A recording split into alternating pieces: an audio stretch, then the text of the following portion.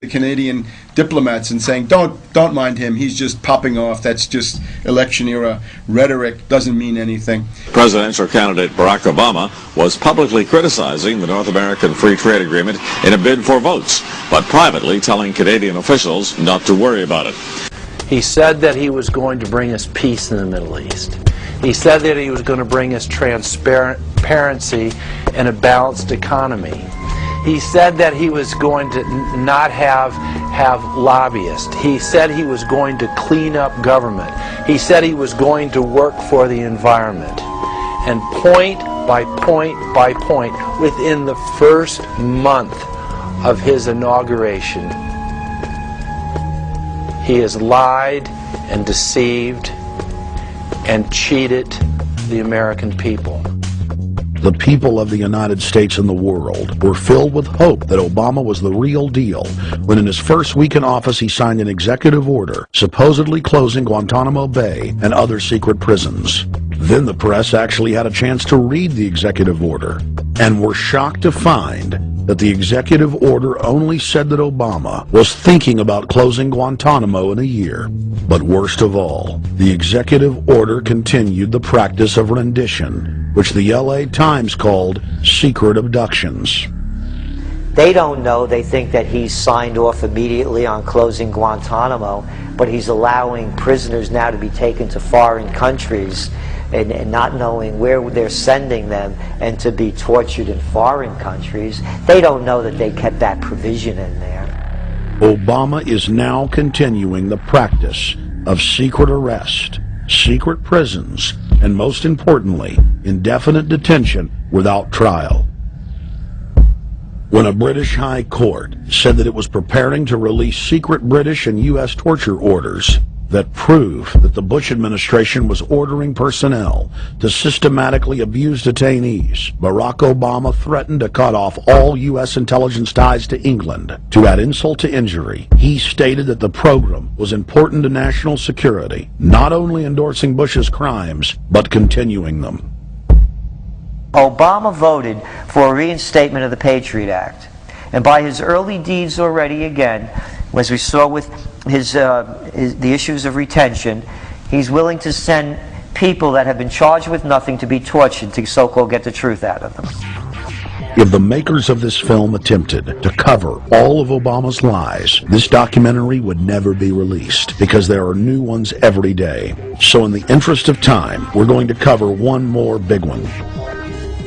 Barack and his handlers made the cornerstone of his campaign, keeping lobbyists and donors out of his administration. Within hours of being elected, Obama did a 180 and filled the White House and federal government with lobbyists and donors at all levels. Obama picked William Lynn, the top lobbyist for Raytheon, to fill the number 2 position of the Department of Defense. Timothy Geithner, former president of the private Federal Reserve Bank of New York, was picked by Obama to be Secretary of the Treasury.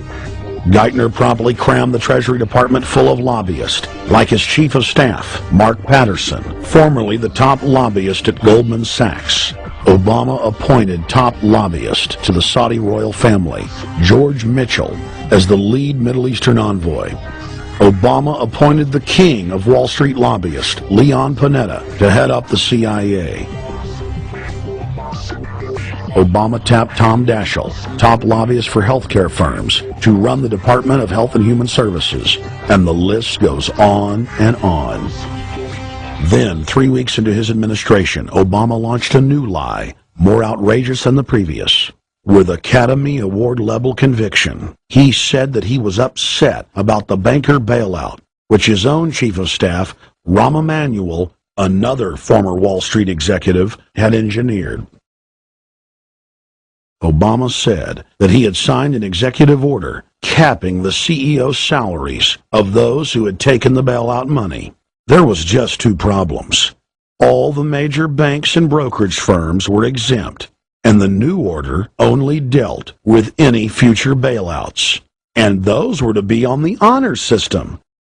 What gets people upset, and rightfully so, are executives being rewarded for failure. AIG, Bank of America, and Citigroup, which have received billions in bailout money, don't fall under this plan. Only banks negotiating future agreements with the government will be restricted. But this appears to be built on an honor system, and White House Press Secretary Robert Gibbs had a hard time explaining how enforcement would work. Let me get, I will get clarification from Treasury on that. Generally speaking, this is already the biggest liar and the biggest disappointment that we've seen in recent history. And again, qualitatively beyond the rather low standards set by Bush the Elder and Clinton in terms of delivering on promises. Bottom line, Obama is a fantastic actor and an even better liar. His track record is clear. He has done the opposite of everything he told the people he would do.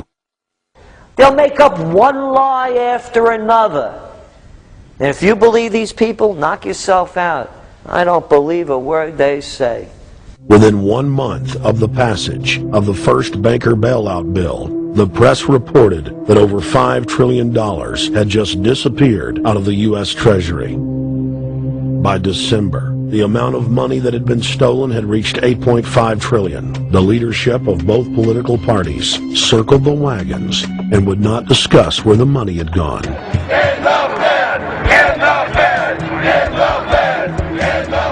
Informed Americans protested the private Federal Reserve System at all 38 of their regional governorship offices. Arrest Bernanke and Paulson! Arrest all the criminals that stole the banker bailout money! It was refreshing to see people standing up against the real power structure, not being distracted by the elite's frontmen like George W. Bush and Barack Obama.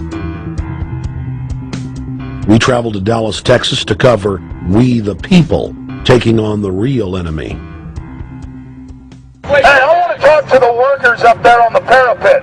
The ones smoking cigarettes and just jump back. You're with the American people, we know that. But understand, as the workers inside, you're not in a federal government building, you're in a private Federal Reserve that uses that name as a fraud. That'd be like if my first name was Federal Reserve Jones. I'm still not the federal government. I'm not a federal agency. But if I said my name was Federal Reserve, I could go out and pay off politicians and get them to allow me to get into power so I can issue the currency and credit, and then I can buy up the world. That's what these criminals have done. A lot of people think that the Federal Reserve is already part of the government. They're not. It's controlled by cliques of unelected, unaccountable bankers meeting in secret. Most of these people have never even been through the formality of a Senate hearing or a Senate confirmation. They claim that they're part of the U.S. government. They masquerade as if they were part of the U.S. government. But in reality, this is a purely private operation. Jackals, hyenas, raptors, all of them loyal, not to the American people, but to the Wall Street banks, which is where most of them come from. Everyone is pointing to Barack right now, President Obama, as saying, you got to get the economy together. You got to get the economy together. When in fact, the president has very little to do with the economy. It's the Federal Reserve chairman that at least sets the policy. That's a privately owned company, the Federal Reserve Bank. They set the agenda. These guys are masquerading as a federal institution. They are a private banking consortium, and this is their front, their holding company. The Federal Reserve is not federal. It's a front for a private banking cartel. That's on record in congressional testimony, and they're the ones orchestrating the economic collapse we're seeing right now, so that's why we're here. While at the In the Fed rally outside the Federal Reserve Bank in Dallas, Texas, we spoke with Ron Paul's brother, Wayne Paul. 1913, the Federal Reserve Act was passed, floor of the House, where 3 members of Congress were on the floor. At that time, they only needed a majority of votes to pass it. So in 1913, the Federal Reserve Act was passed. 20 years later, 1933, under Roosevelt, the United States was declared bankrupt. And in 1933, the Federal Reserve Private Bank says, okay, USA, what are you going to pledge as collateral on the debt you owe me?